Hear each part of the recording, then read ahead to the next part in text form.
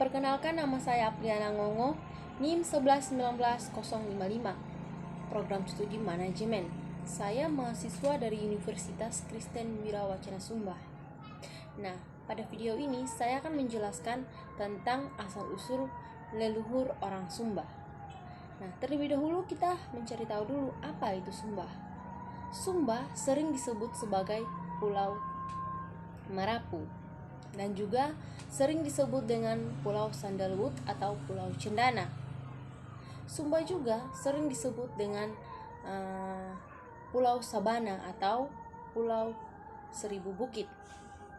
Pada tahun 2018 yang lalu, ditulis di majalah Traveling Jerman bahwa Sumba adalah pulau yang paling terindah di dunia. Penelitian arkeologi di Sumba. Sumba adalah salah satu pulau yang bagi para arkeologi itu menarik. Kenapa menarik? Karena pada tahun 1956 yang lalu, ada seorang dari Belanda yang bernama Van Hekkeren. Ia menemukan pecahan geraba di Melolo. Nah, pecahan geraba itu menunjukkan bahwa pada masa lalu manusia sudah hidup di Sumba. Hasil temuan dari Melolo itu kemudian dilanjutkan oleh penelitian berikutnya. Itu dilakukan pada tahun 2016 sampai pada tahun 2018. Puslit Arkenas yang dipimpin oleh Dr. Retno Handini. Kemudian mereka menemukan sebuah situs yang disebut dengan situs Lambanapu. Tujuan melakukan penelitian lanjutan yaitu untuk mengetahui posisi Lambanapu dalam persebaran dan perkembangan leluhur Austronesia dalam budayanya di Sumba. Yang ditemukan oleh para arkeolog di situs Lambanapu, yang pertama tuh mereka menemukan satu kubur dari masa prasejarah di Sumba Timur yang menunjukkan selain di situ ada kubur, di sekitarnya juga ada hunian manusia purba. Yang kedua, mereka menemukan geraba. Yang ketiga, ada perhiasan manik-manik. Nah, hasil penelitian itu menunjukkan bahwa di Lambanapu sudah ada kehidupan kurang lebih 2000 tahun yang lalu.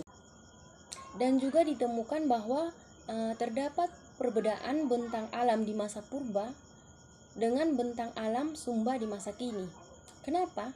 Karena secara teoritis manusia itu akan menghuni atau hidup dekat dengan air, sehingga diperkirakan manusia purba yang ditemukan di situs Lambanapu dulu hidup di dekat pantai dan di muara sungai Kambaniru Purba.